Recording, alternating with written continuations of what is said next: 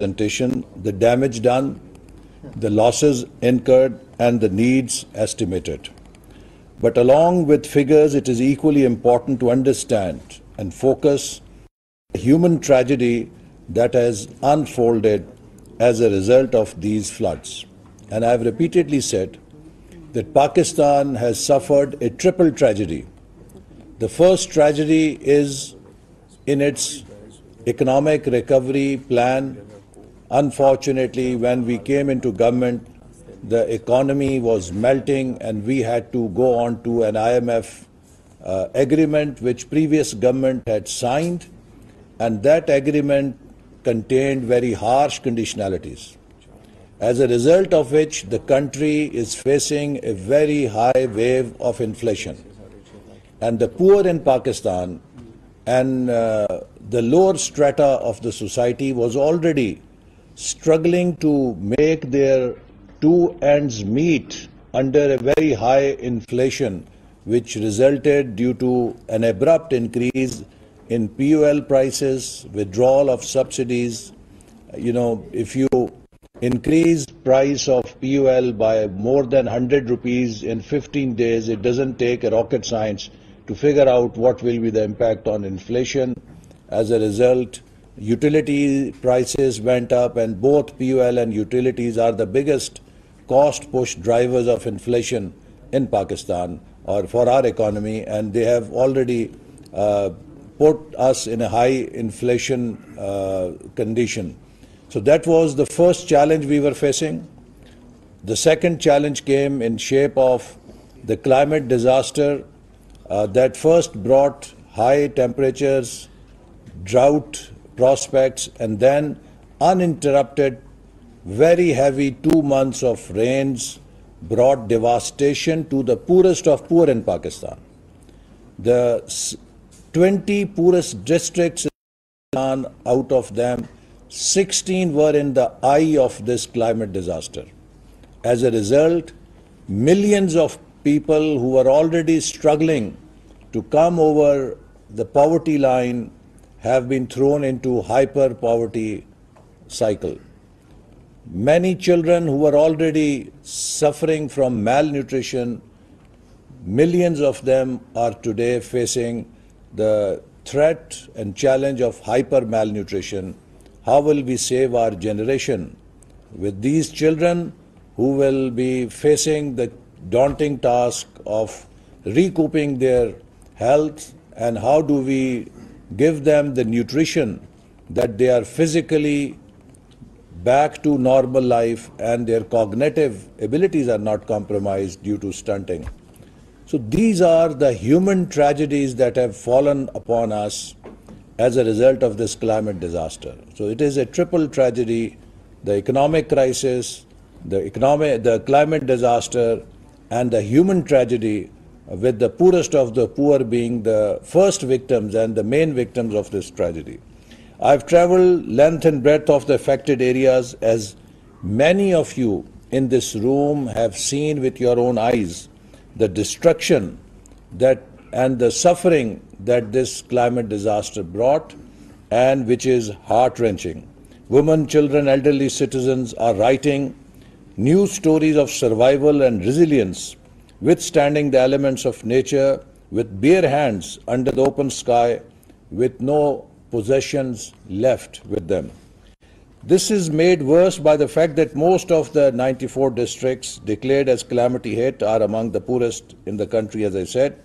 As the relief efforts of the government conclude and the rehabilitation phase, the communities face another disaster: the spread of waterborne diseases such as dengue and malaria amid increased hunger and poverty, and the looming food crisis and chilling winter around the corner. They pose significant challenges for these people. It is also important to understand the nature of this disaster and how it is different from the floods that have traditionally inundated Pakistan. Along with the fast melting glaciers, this year monsoon rainfall almost 400 to 700% above average in some parts has swamped arid regions that have limited defenses. Hill torrents and flash floods washed away entire villages and everything that came their way. The monsoon patterns are also changing, and those areas got heavy rains this year that did not traditionally fall within monsoon range. With limited resources, the federal government and the provincial governments are dealing with the mounting crisis in collaboration with UN and other relief and humanitarian agencies. A national flood response coordination center was set up by the Prime Minister to ensure a coordinated response by disaster management agencies at federal and provincial levels. NDMA worked tirelessly with PDMAs to carry out emergency relief operations with the support of armed forces of Pakistan, in which thousands of Jawans from Pakistan Army, Pakistan Air Force and Pakistan Navy, along with the aircraft and boats, took part. An emergency fund worth rupees 70 billion was dispersed among 2.7 million households under Benazir Income Support Program by the government. Small farmers are also being given 9 billion rupees worth of wheat, seed and fertilizer to support their Rabi cultivation, along with other relief work that was done to provide tents, mosquito nets, medicines and food packets. The government of Pakistan is making plans for sustainable management of the land, including reforestation, development of climate-safe infrastructure, and adoption of other flood protection measures such as upgrading the early warning system. We are making sure that transparency in the utilization of external financial support for post-disaster rehabilitation and reconstruction is ensured. This will be done by involving civil society in the recovery process and making relevant data available to public through online dashboard. It is important, however, to understand the deeper causes of this enormous calamity, as very ably pointed out by Minister Climate Change. A recent study by over 24 scientists of Imperial College London concluded that severe weather events are becoming more frequent and more severe as a result of the global greenhouse emissions resulting from the combustions of fossil fuels. Another study by two Dartmouth researchers on the economic cost of climate change for poor nations finds that over a 25-year period that ended in 2014, US emissions alone curbed economic growth in Pakistan by $33 billion. This is just one country, but if you take G20 countries together, this figure will run into hundreds of billions of dollars. Pakistan has consistently been among the top 10 worst affected countries in the Global Climate Risk Index, but its contribution to greenhouse emissions, as you all know, is less than 1%. The attribution studies lay out a strong case for global collaboration for managing climate change-induced natural disasters. Since the G20 states contribute 80% of these emissions, they must take responsibility and for the costs of climate adaptation, emergency response, and recovery in countries that played their little part or no role in causing today's calamities. The ultimate solution to avert the horrific effects of climate change, however, lie in the global transition to renewable energy.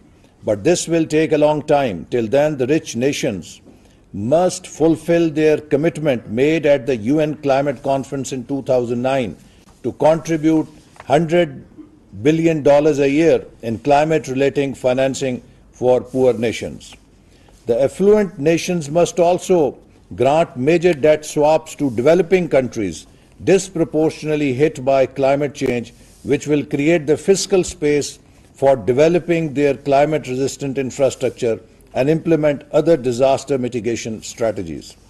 The human-induced climate change poses a common global challenge which must be faced in a spirit of global partnership. Pakistan is a test case for what UN Secretary General Mr. Antonio Guterres terms climate justice. Time is of essence. The richer nations must be willing to compensate their poorer counterparts for the climate destruction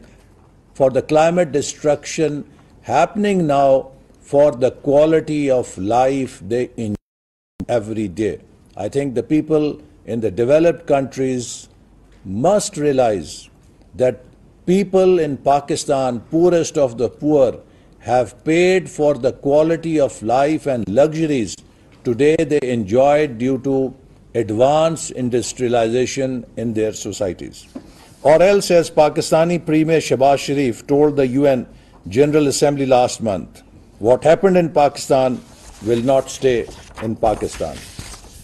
The government of Pakistan is committed to systematic changes to address the underlying vulnerabilities to natural hazards. We have adopted a participatory and inclusive approach, bringing together civil society, government, private sector, academia, think tanks, and the international community around a common vision to develop a post-disaster need assessment, recovery, reconstruction, and rehabilitation plan. The Pakistani diaspora has also been engaged to help with these efforts, and I am thankful to their generous contribution so far.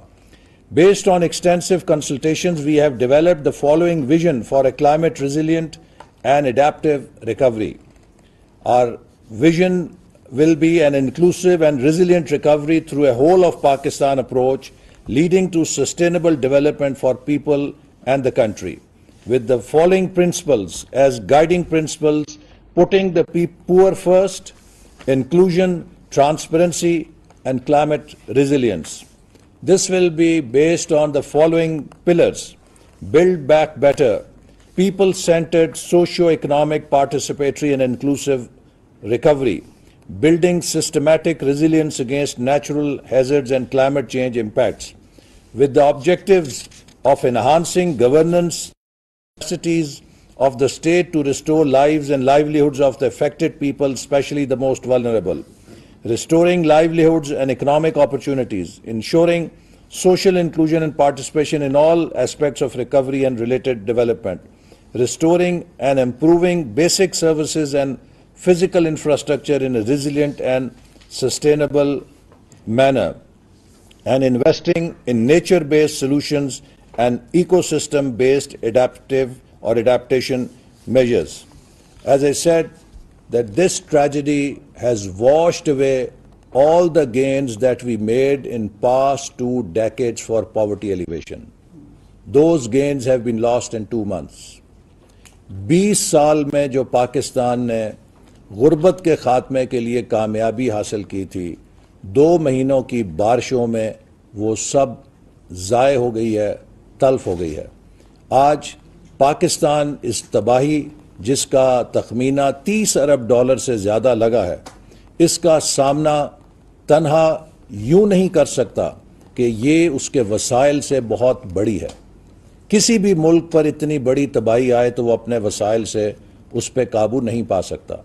और जबकि ये तबाही हमारे गुनाहों का नतीजा नहीं है, ये हमारी गलतियों का नतीजा नहीं है, ये हमारे काम का नतीजा नहीं है, ये तबाही हम पे इसलिए आई है कि मगरबी दुनिया और तरक्की याफ्ता ममालिक ने गैर जिम्मेदाराना तरक्की की है।